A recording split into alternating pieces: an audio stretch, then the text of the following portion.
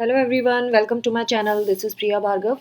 Today we are going to start Unit 1 of Block 4 MPCE 013, that is MAPC second year students who have opted for clinical psychology. This video is for you guys. Unit's name is Psychotherapy with Children and Adults. So इस unit क्योंकि ये unit बहुत important है और बहुत बड़ी भी है और आज की डेट में इन टॉपिक्स पे बहुत सारे क्लाइंट्स की हेल्प होती है और बहुत सारे क्लाइंट्स इन्हीं इश्यूज़ को लेके आते हैं. So I am preferring to complete this unit in 4 parts. इसको हम 4 पार्ट्स में कंप्लीट करने वाले हैं सो दैट आपको हर एक चीज़ अच्छे से समझ आए कि जब आप थेरेपी करेंगे सो आप किस तरह से करेंगे, क्योंकि मैं अपने पर्सनल एक्सपीरियंसेस भी इसमें ऐड ऑन करती जाऊँगी जहाँ मुझे लगेगा कि ज़रूरत है. So let us start with today's topic. Introduction भी इम्पॉर्टेंट है इस यूनिट का, तो इंट्रोडक्शन भी मैं बताना चाहूँगी.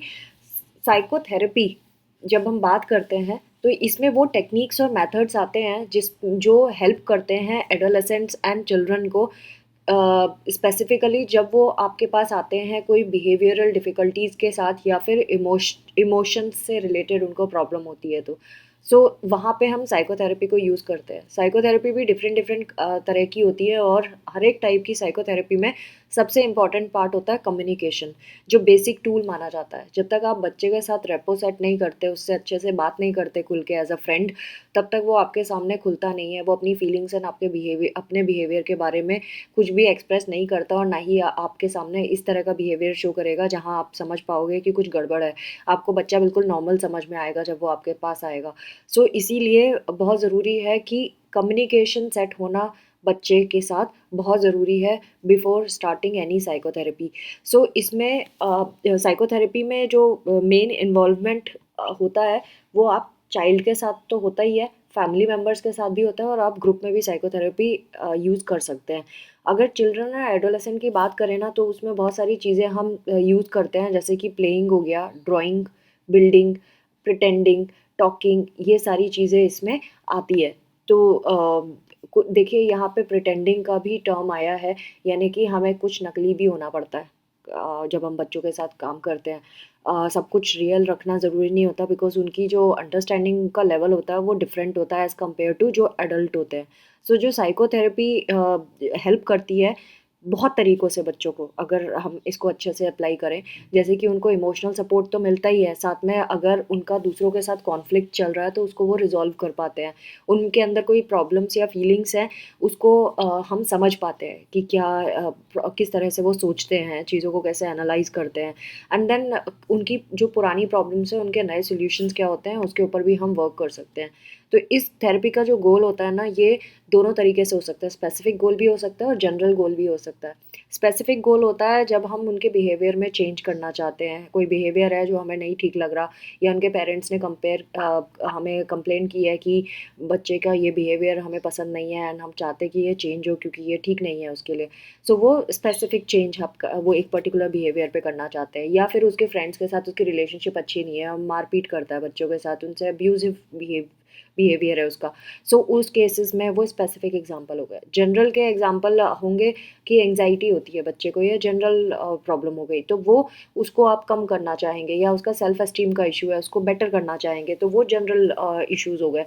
ये थेरेपी दोनों तरीके से वर्क करती है, स्पेसिफिक भी और जनरल टॉपिक्स पे भी. साइकोथेरेपी की जो लेंथ होती है ना, वो डिपेंड करती है कि प्रॉब्लम कितनी कॉम्प्लेक्स या सीवियर है. अगर ज़्यादा कॉम्प्लेक्स है तो ज़्यादा टाइम लगेगा, कम कॉम्प्लेक्स है तो कम टाइम लगेगा. साइकोथेरेपी का अगर आप बच्चों के साथ देखें तो उसमें बहुत तरह की थेरेपीज़ हम यूज़ करते हैं, जैसे कि साइकोडायनामिक साइकोथेरेपी होती है. उसमें क्या क्या आ जाता है, उसमें प्ले थेरेपी आ जाती है, पेरेंट्स के साथ वर्क इंक्लूडेड है. फिर दूसरी तरह की जो साइकोथेरेपी है बच्चों के साथ, वो है कॉग्निटिव बिहेवियरल थेरेपी, जिसमें बिहेवियर मॉडिफिकेशन, इंडिविजुअल थेरेपी, ये एग्जांपल है, एंड देन फैमिली थेरेपी. ये कुछ एग्जांपल है जो साइकोडायनामिक साइकोथेरेपी के अंदर आती है. फिर इफ़ेक्टिव साइकोथेरेपीज़ अगर हम एडल्ट्स के साथ देखें, जिनको किस किस चीज़ में प्रॉब्लम है जिस पे हम साइकोथेरेपी को यूज़ कर सकते हैं, वो है अगर उनको डिप्रेशन की प्रॉब्लम है, उनको एंग्जाइटी है, या कंडक्ट प्रॉब्लम्स है. Now coming to main topic of today's video, that is psychotherapy with children. अगर हम साइकोथेरेपी विद चिल्ड्रन बात करें तो इसके 3 प्रीडोमिनेंट अप्रोचेस हैं जो हम बच्चों के ऊपर अप्लाई करते हैं। एक है साइकोडायनामिक एंड प्ले थेरेपीज, फिर cognitive behavioural therapy and family therapy. ये 3 कैटेगरी में डिवाइडेड है। तो आज का जो हमारा कैटेगरी है ना वो साइकोडायनामिक एंड प्ले थेरेपीज के ऊपर है। फिर नेक्स्ट जो सेकंड पार्ट आएगा उसमें हम कॉग्निटिव बिहेवियरल थेरेपी के बारे में बात करेंगे। थर्ड जो वीडियो आएगा वो फैमिली थेरेपी के ऊपर होगा एंड देन फोर्थ एक और आएगा जो एडोलेसेंट्स के ऊपर होगा। सो आज क्योंकि हम साइकोडायनामिक एंड प्ले थेरेपीज़ के ऊपर बात कर रहे हैं, सो इसी को ही हम डिटेल में समझने की कोशिश करेंगे। तो जितनी भी साइको सोशल थेरेपीज़ अभी तक आई हैं, जिन जो हम बच्चों के ऊपर अप्लाई करते हैं, वो उसमें उनका ये देखते हैं कि वो मैच्योरेशनल लेवल बच्चे का कितना पहुंच गया है, उसका मैच्योरेशनल प्रोसेसिंग कितनी ज़्यादा है, मतलब कितना मैच्योर है बच्चा, उसका वो और उसकी जो भी चीज़ें उसके सोशल फ्रेम जो है ना उसका, वो कितना सपोर्टिव है या फिर सोशल फ्रेम ऐसा है कि जो उसको आगे ग्रो नहीं करने दे रहा है या कहीं उसको ग्रो होने से रोक रहा है। सोशल फ्रेम का मतलब जिनसे भी उसका कनेक्शन है, मे बी उसके पेरेंट्स, उसके आसपास के लोग, नेबरहुड, रिलेटिव्स, ये सारे लोग इस कैटेगरी में आ जाते हैं। तो साइकोथेरेपी जब भी हम बच्चे या एडोलेसेंट्स के साथ लगाते हैं तो हमारा मेन जो एम होता है इसमें वो यही होता है कि इनके जो डेवलपमेंटल प्रोसेसेस है ना वो उनकी एज के अप्रोप्रिएट ही हमें यूज़ करना है, जो भी हम टेक्निक लगा रहे हैं। और हमारी कोशिश ये होनी चाहिए कि उनका बिहेवियर चेंज हो जाए, जिस तरह का वो टिपिकली उनके लेवल पे उनको होना चाहिए, उनका डेवलपमेंट उस जिस लेवल की मैच्योरिटी उनको उस पर्टिकुलर एज में होना चाहिए वो उनमें हो। और अगर नहीं है तो उनकी जो एडेप्टिव कैपेसिटीज़ हैं उनको हम इम्प्रूव कर सकें थेरेपीज़ में। सो फर्स्ट इसमें सब सेक्शन आ रहा है साइकोडायनामिक थेरेपी विद चिल्ड्रन। अगर हम बच्चों के साथ करते हैं तो जनरली जब हम बच्चों के साथ खेल के ही कर सकते हैं, क्योंकि बच्चे ना प्ले में बहुत सारी चीज़ें बता देते हैं। उनका जो भी गेम हम उनके साथ खेल रहे हैं उसमें आपको ध्यान रखना है उसने कंटेंट क्या यूज़ किया है, उसमें स्ट्रक्चर्स क्या क्या हैं प्ले के अंदर, एंड देन किस कैरेक्टर का उसने कौन सा फंक्शन डिसाइड किया है कि गेम में वो किसको कौन सा रोल प्ले करवाएगा, और पूरा सिनेरियो क्या है गेम का, वो आपको जानना बहुत ज़रूरी है। क्योंकि जब बच्चा गेम खेल रहा होता है ना तो वो एक ऐसी विंडो है जहाँ से आप उसके अंदर की एंग्जाइटीज़ एंड उसके कॉन्फ्लिक्ट्स को जान पाते हैं। सो उससे हम उसके किस तरह की कैपेसिटीज़ हैं उसके अंदर, इंटरनल एंड रिलेशनल कैपेसिटीज़, उसके बारे में भी हमें पता चल जाता है। वो किस तरह से अपने थॉट्स, फीलिंग्स और इंटेंशंस को रेगुलेट करता है, किस तरह से ऑर्गेनाइज करता है अपने पूरे थॉट प्रोसेस को, किस तरह से अपनी फीलिंग्स को वो हैंडल कर रहा है, वो सारी चीज़ें हमें उसके प्ले के में पता चल जाती है। तो ये वाली जो टेक्निक है ना बच्चे के साथ खेल के उसके बारे में पता लगाना, ये बहुत 100 ईयर्स पहले से थी। और Sigmund Freud is the one, उनके प्रिंसिपल था ये साइको एनालिसिस, जिसको वो ट्रीट करते थे लोगों के सिम्टम्स को देख के कि कौन सा ट्रीटमेंट चलेगा, और उसको समझने की कोशिश करते थे। इन्होंने एक स्टोरी भी दी है जिसको मैं नहीं बता रही हूँ, उसमें बस यही बताया है रैंडमली कि एक बच्चा है जो डरता है हॉर्सेस से, तो फिर जब उसको एनालाइज किया तो पता चला कि उसका डर जो था वो पिता से रिलेटेड था। तो इसके जो पायोनियर है ना वो सिगमंड फ्रॉयड की बेटी Anna and Melanie Klein, I am not sure यही प्रोनाउंसिएशन है या नहीं, बट देन ये क्लिन एंड एना, इन दोनों का तरीका अलग था, इनके एक्सपीरियंसेस अलग थे, इन्होंने साइकिक ऑर्गेनाइजेशंस भी अलग तरीके से ये करते थे। दोनों ही अलग होने के बावजूद भी एक साथ आए और इन दोनों ने मिलके फिर चाइल्ड साइको एनालिसिस की फील्ड पे काम करना शुरू किया, इसको क्रिएट किया। और इन्होंने बहुत सारे बच्चों को ट्रीट किया जिनको तरह तरह की साइकोलॉजिकल डिस्टर्बेंसेस थे। तो इन दोनों को हम श्रेय दे सकते हैं इस चीज़ का। तो जो प्ले होता है ना ये एक ऐसी विंडो है जो बच्चे के अंदर तक झांकने में हमें हेल्प करती है, तो इसीलिए इसको हम रॉयल रोड टू अनकॉन्शियस कह सकते हैं। एडल्ट्स में ये ड्रीम होता है, बच्चों में ये प्ले होता है। तो वो ध्यान रखना है कि बच्चे किस तरह से खेलते हैं उससे हमें बहुत सारी चीज़ें पता चल जाती है। तो बच्चा जब खेल रहा होता है ना वो बहुत सारी ऐसी चीज़ें एक्सप्रेस कर देता है जो वो शब्दों में नहीं बता सकता, आपको वर्ड्स में नहीं बता सकता। और जब वो एडोलेसेंट हो जाते हैं तब तक तो ठीक है, वो आपको वर्ड्स में कुछ ना कुछ शेयर कर देंगे, लेकिन जो छोटा बच्चा है वो सिर्फ गेम में ही आपको बहुत सारी इनडायरेक्टली हिंट्स देता है। सो इसीलिए वो ज़रूरी है। सो उसके डेवलपमेंट में क्या कॉन्स्ट्रेंट्स आ रहे हैं या उसका चाइल्डहुड डिफेंसेस जो है ना वो हमें इस गेम में पता चल जाता है, वो किस तरह से अपने आप को एक्सप्रेस कर रहा है। सो वर्ड्स और जो इंसाइट होते हैं वो प्राइमरी एजेंट्स की तरह हम देखते हैं जब हम किसी एडल्ट से डील करते हैं। लेकिन जब हम बच्चे से डील करते हैं तो उसके गेम होते हैं जो हमें बहुत सारी चीज़ें बता देते हैं कि वो किस तरह से सोच रहा है उस गेम में। उसका जो अ, पूरे फीलिंग्स एंड थॉट्स हैं वो किस तरह के हैं और वो कौन से कैरेक्टर को किस तरह का रोल प्ले करवा रहा है। सो उससे आपको अंदर की सारी चीज़ें बच्चे के मन की पता चल जाएंगी। इसमें नेक्स्ट है psychodynamic play therapy. Psychodynamic play therapy में अगेन इन्होंने ना वर्बल इंटरप्रिटेशन की बात की है।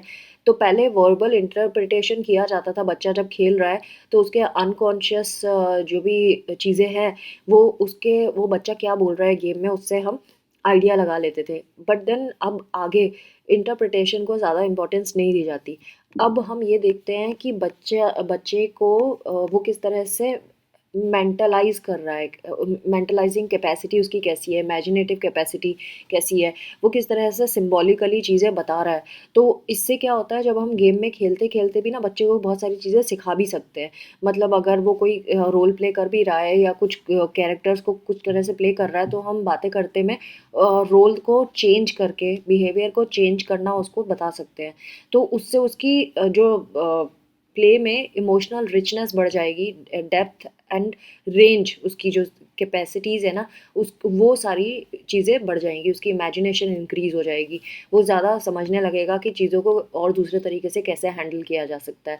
तो ये जो चाइल्ड की कैपेसिटी जब हम एक्सपांशन हो जाता है उसका तो वो समझने लगता है अपने एक्सपीरियंसेस से और अपने फैंटेसीज़ एंड उसकी जो प्ले में वो क्या-क्या चीज़ें कर रहा है, उसमें वो किस तरह से सेफ़ली आगे प्रोसीड कर सकता है। उसमें डेवलपमेंटल प्रोग्रेस हम ला सकते हैं। सो मेंटलाइज़ेशन जो होता है प्ले में वो उसके स्ट्रक्चर्स को डेवलप करने में हेल्प करता है। उन स्ट्रक्चर्स को जिसमें फीलिंग्स एंड खुद के बारे में या दूसरों के बारे में अंडरस्टैंडिंग का कंसेप्ट स्टोर होता है हमारे अंदर। सो जो प्ले की कैपेसिटी है ना ये इससे हमें और भी चीज़ें पता चलती है कि बच्चा किस तरह से खेल रहा है, उसकी उसमें उसके रिलेशनशिप एक्सपीरियंसेस कैसे हैं वो भी हम पता लगा सकते हैं। तो पहले जब हम बच्चे के साथ मदर को वो प्ले करवाते हैं, जब प्लेफुल एक्सचेंजेस मदर के साथ होता है तो बच्चा स्लोली स्लोली मदर के साथ खेल के ये कैपेसिटी उसके अंदर डेवलप होती है कि वो एंड उसकी मदर सेपरेट है। पहले उसको ये लगता था कि उसकी माँ एंड वो एक ही हैं। लेकिन धीरे-धीरे जब वो खेलता है मदर के पास तो उसको समझ में आता है कि दोनों ही सेपरेट हैं एंड उनके यूनिक माइंड्स हैं एंड उनके आइडियाज़ और फीलिंग्स जो है ना वो कॉन्क्रीट नहीं है, मतलब ऐसी चीज़ नहीं है जो कभी बदली नहीं जा सकती। ये ऐसी चीज़ें हैं जिनको हम चेंज कर सकते हैं, उस पे रीवर्क कर सकते हैं।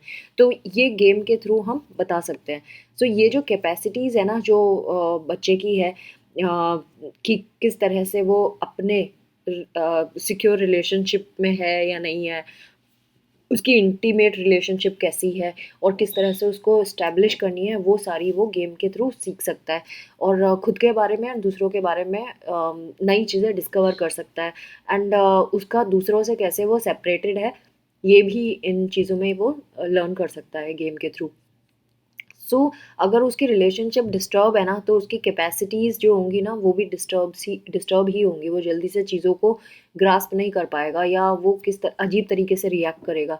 सो जब एबनॉर्मल रिएक्शंस होंगे उसके सो हमें बहुत सारी हिंट्स मिल जाएंगी एंड देन वो वर्ड्स में चीज़ें बताना शुरू करेगा या प्ले करते टाइम वो कुछ ना अजीब सा टेरिफाइंग सा दिखाई देगा, डरेगा, डिसऑर्गेनाइज्ड दिखाई देगा, तो आपको आइडिया लग जाएगा कि कुछ गड़बड़ है। तो चाइल्ड की जो कैपेसिटी होती है ना रिलेशनशिप को कैसे स्टैब्लिश करना है थेरेपिस्ट के साथ या थेरेपिस्ट की जो कैपेसिटी होती है बच्चे के साथ किस तरह से रिलेशनशिप स्टैब्लिश करना है, ये एक सेंट्रल चीज़ होती है किसी भी ट्रीटमेंट में, वो बहुत ज़रूरी है। अगर थेरेपिस्ट का रेपो नहीं बना बच्चे के साथ तो फिर आप इम्प्रूवमेंट एक्सपेक्टेशन नहीं रख सकते इम्प्रूवमेंट की। सो प्ले थेरेपी में 2 लोग तो हैं, एक थेरेपिस्ट और एक चाइल्ड है। इस ये दोनों तो होते ही होते हैं। जब चिल्ड्रन कभी भी ट्रीटमेंट में आते हैं ना, तो उनकी कैपेसिटी खेलने की अलग अलग होती है, बोलने की कैपेसिटी अलग होती है, रिलेशनशिप थेरेपिस्ट के साथ कैसे स्टैब्लिश करना है वो भी अलग अलग कैपेसिटी का होता है। बच्चा पहले सेशन में नहीं खुलेगा, मे बी दूसरे सेशन में खुले, कई लोग थर्ड सेशन में खुलते हैं, कई लोग बहुत 5-8 सेशन हो जाते हैं उसके बाद खुलते हैं, तो वो उनको टाइम चाहिए होता है। सो जनरली क्या होता है कि आप किस तरह का आपका लिंक है बच्चे के साथ, वो एंड देन उसमें डेवलपमेंटल डिसरप्शंस कितने हैं, इमोशनल डिस्टर्बेंसेस कितने हैं, कितने ट्रॉमाज हैं, उनकी सीवियरिटी कितनी है, उस पे डिपेंड करेगा कि वो आपके साथ कितना जल्दी और कितन क्या क्या एक्सप्रेस कर पाएगा थेरेपिस्ट के पास। सो जो फर्स्ट जॉब होता है ना थेरेपिस्ट का, वो यही होता है कि बच्चे के साथ खेले, उसको हेल्प करे खेलने में, चाहे वो थोड़ा सा खेले लेकिन खेलना शुरू तो करे। और जब बच्चा एक बार बोलना शुरू कर देता है, चाहे रूडिमेंट्री स्टोरी बताए, ऐसी टूटी फूटी सी स्टोरी बताए, बट आपको हेल्प करना है बच्चे को कि वो करे, कुछ करे, एक्ट करे। एंड हेल्प, आप उसको हेल्प भी कर सकते हो कि वो अपनी इनर लाइफ के जो कैरेक्टर्स हैं ना उसको क्रिएट करे। और जैसे ही वो उनको क्रिएट कर देगा तो हम उसकी प्रॉब्लम के सॉल्यूशंस वहाँ पे डिस्कस कर सकते हैं। उसको उसकी जो इंटेंस फीलिंग है किसी चीज़ के बारे में, उसको हम समझ पाएंगे। तो जो रिलेशनशिप है ये बहुत इंपॉर्टेंट रोल प्ले करती है कि बच्चा कैसे आगे डेवलप होएगा, उसके थॉट्स को हम कैसे रेगुलराइज कर सकते हैं प्ले थेरेपी के। तो ये बहुत इंपॉर्टेंट है।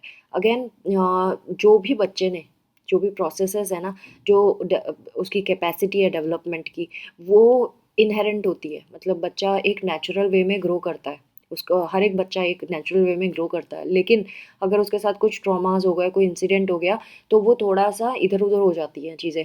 सो उसको समझना बहुत ज़रूरी है। एंड फिर जब वो नहीं, और कभी कभी ना ये जो कैपेसिटी है कि हम कितना कॉम्प्लेक्स है उसके अंदर ये सारी चीज़ें, उसको जानना भी थेरेपिस्ट का ही काम होता है। सो थोड़ा सा कनेक्शन बच्चे के साथ बनाना ज़रूरी है। तो जनरली हम ऐसा ही करते हैं कि once in a week sessions देते हैं, लेकिन अगर आपको लगता है कि नहीं सेशन जल्दी करना पड़ेगा, तो आप 2 से 3 सेशन भी एक वीक में कर सकते हो क्लाइंट के, बच्चे के स्पेसिफिकली। एंड बहुत सारी क्लिनिकल सेटिंग्स में ना ये फिजिबल भी नहीं होता है कि आप बहुत सारे सेशंस करो। आपको देखना पड़ेगा कौन सी किस किस सिचुएशन में है बच्चा, और वो आना आएगा कैसे आना चाहता है आपके पास। सो जिस तरह के आपके पास एविडेंस है उसके हिसाब से आप उसको डिसाइड कर सकते हो। सो अगेन, अगर बच्चा बहुत डिस्टर्ब्ड है, सीरियसली डिस्टर्ब चिल्ड्रन आते हैं, तो फिर आपको देखना पड़ेगा कि क्या कितने डेवलपमेंटल चेंजेस उसके अंदर हुए हैं और कितने की रिक्वायरमेंट है, और कितना क्रिटिकल है इस पे काम करना। सो चाइल्ड की प्रोग्रेस प्रोग्रेस जो है ना, वो कंसिस्टेंट होना भी बहुत ज़रूरी है। तो बच्चों में एक प्रॉब्लम होती है कि ना बच्चे चेंज को पसंद नहीं करते, उनको डिस्रप्शन में बड़ी मुश्किल होती है अगर बीच में कुछ इंटरफेरेंस हो जाए। सो आप ये नहीं कर सकते ड्रामा कि आज मूड नहीं है, आज छुट्टी ले लेते हैं, आज नहीं जाते हैं, ये नहीं करना है। अगर आपने बच्चे के साथ थेरेपी शुरू की है, तो बच्चा जब चाहेगा आपको उसके पास रहना होगा, तभी वो आप पे ट्रस्ट करेगा। So that is very important. उनके जो डिफेंसेस है ना, वो बहुत ही रिजिड से होते हैं। सो इसीलिए आपको इस चीज़ का ध्यान रखना है। एंड उनकी जो कैपेसिटी होती है ना ट्रीटमेंट में एंगेज होने की, वो भी थेरेपिस्ट की सेंसिटिविटी पे डिपेंड करता है कि थेरेपिस्ट कितना सेंसिटिव है, वो कितना एकोमोडेट कर रहा है बच्चे को। Now coming to working with parents, तो पहले जो था, पहले ये माना जाता था कि पेरेंट्स का है ना कोई रोल नहीं होता है बच्चे की थेरेपी में। कोई कभी बीच बात में पूछ लो कि बच्चा कैसा कर रहा है स्कूल में, ये वो। बट अब एट प्रेजेंट जो फर्स्ट क्लिनिशियंस जो थे जिन्होंने पेरेंट्स के साथ वर्क किया था, वो सेल्मा फ्रेइबर्ग एंड उनके कोलीग्स थे, जिन्होंने इन्फेंट पेरेंट साइकोथेरेपी के ऊपर वर्क किया था।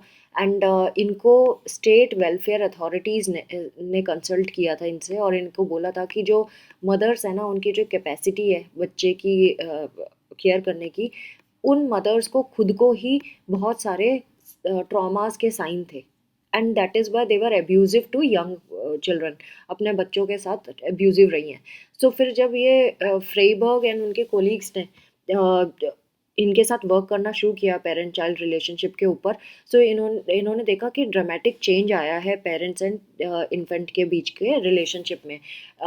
और उनका ये मानना था कि बेबी जो है ना, जब मदर के सेशन के टाइम पे बेबी को सामने रखा जाता है, तो मदर में ज़्यादा अच्छे से उसके बिहेवियर में चेंज देखा गया है कि चेंज हुआ है। और उसकी जो रिप्रेजेंटेशंस है ना, जिस तरह से वो चीज़ों को एनालाइज करती है, उसके जो सब्जेक्टिव थॉट प्रोसेस है उसमें भी चेंज आया है। सो काफ़ी ये हीलिंग भी रहा है, मतलब पॉजिटिव चेंज आया है मदर में। एंड मदर के जो प्रोजेक्शंस मतलब उसके जो प्रीवियस ट्रॉमास थे उसकी वजह से जो उसकी सोच हो गई थी चीज़ों को लेकर, वो चेंज होने लगा धीरे धीरे। एंड बच्चे के ऊपर वो जो अपनी सारी गुस्सा और चिढ़ निकालती थी वो उन्होंने कम कर दिया। सो ये एक फैक्ट हो गया है कि पेरेंट्स एंड इन्फेंट्स और टॉडलर्स जो हैं उनको साथ में ही उनके साथ वर्क करना चाहिए, उनको सेपरेटली वर्क नहीं करना चाहिए। तो ये जो डायनामिक्स था बच्चे एंड चाइल्ड के बीच में, उनके बीच जो भी रिलेशनशिप था, ये जब चेंज आ जाता है तो ऑब्वियसली रिलेशनशिप अच्छी होएगी। तो ये के जो इंट्रिंसिक डेवलपमेंट होता है ना उसमें भी चेंज आप देखोगे। सो पेरेंट्स को ये समझाना बहुत ज़रूरी है कि अ, उनका जो सब्जेक्टिव एक्सपीरियंस है उससे बच्चे का कोई लेना देना नहीं है। बच्चे के खुद के अपने इंटेंशंस, फीलिंग्स एंड थॉट्स होते हैं। एंड पेरेंट अपने सब्जेक्टिव एक्सपीरियंसेस की वजह से बच्चे पे उस तरह के बिहेवियर नहीं शो कर सकते हैं। सो एंड बच्चों पेरेंट्स जो हैं उनमें ये कैपेसिटी है कि वो अपने आप को चेंज करे, अपने बिहेवियर को चेंज करे। तो पेरेंट्स का सब्जेक्टिव एक्सपीरियंस जो होता है चाइल्ड का, वो उनके खुद के कॉन्फ्लिक्ट्स की वजह से है। मतलब एक बच्चे के बिहेवियर को दो लोग अलग अलग तरीके से देख सकते हैं। एक को हो सकता है उस बच्चे के बिहेवियर पे गुस्सा है, और दूसरा ऐसा भी हो सकता है जिसको उस बच्चे पे प्यार है। सो अब ये क्यों होता है? क्योंकि हमारे खुद के जो सब्जेक्टिव बिहेवियर एक्सपीरियंसेस होते हैं ना, वो हमारे को इन्फ्लुएंस करते हैं, और उसी के बेसिस पे हम बच्चे पे एक्ट करते हैं, विदाउट अंडरस्टैंडिंग दैट बच्चे के खुद के थॉट्स हो सकते हैं, इंटेंशंस हो सकती है, फीलिंग्स हो सकती है। तो जब थेरेपिस्ट के साथ वर्क होता है तो पेरेंट्स और चाइल्ड दोनों को साथ में रखना चाहिए, एंड उनको बताना चाहिए कि यहाँ पे आपके सब्जेक्टिव एक्सपीरियंसेस है जिसको आप बच्चे के ऊपर डाल रहे हैं, and that is something that they need to work upon. एंड ये पेरेंट्स को बहुत हेल्प करता है चाइल्ड के फीलिंग्स एंड बिहेवियर जो है उनको मैनेज करने में। सो अपने वो सब्जेक्टिव जो एक्सपीरियंसेस हैं उसकी वजह से फिर बच्चे को वो हर्ट नहीं करते। तो friends, this was all about today's video psychotherapy का, कि ओवरऑल अगर आप समझे तो इसमें बस ये बताया है कि बच्चे के साथ अगर आप खेलेंगे तो बच्चे की बहुत सारी चीज़ें आपको पता चलेंगी, उसकी इंटेंशंस, उसकी फीलिंग्स, वो रिलेशनशिप्स को कैसे देखता है, कहाँ पे उसका गुस्सा निकलता है, सारे कैरेक्टर्स जो उसके आसपास हैं, किसका रोल क्या है वो बता देता है बच्चा। सो आप बहुत सारी चीज़ें जान लेते हैं। फिर दूसरा, पेरेंट्स का रोल क्या होता है? Parents and toddler and infants का साथ में ही सेशंस लेना चाहिए, साइकोथेरेपी देना चाहिए। उससे आपको ये पता चलता है कि फॉल्टी बिहेवियर कहाँ पे एग्जिस्ट करता है, एंड पेरेंटल सब्जेक्टिव थॉट्स क्या क्या हैं। उससे आप फिर उसके ऊपर वर्क कर सकते हैं। एंड देन यहाँ पे बहुत सारी जो थेरेपीज़ हैं और किसने क्या काम किया वो मैंने इन डेप्थ में आपको बताया। आई होप आपको ये वीडियो समझ आएगा, और अगर ऐसा है तो प्लीज़ सब्सक्राइब करें, लाइक करें, एंड ज़्यादा से ज़्यादा लोगों को शेयर करें, एंड दो छोटे मोटे अच्छे प्यारे से कमेंट भी डाल दिया करें मेरे हार्ड वर्क के ऊपर। Thanks for watching, take care of yourself, bye bye.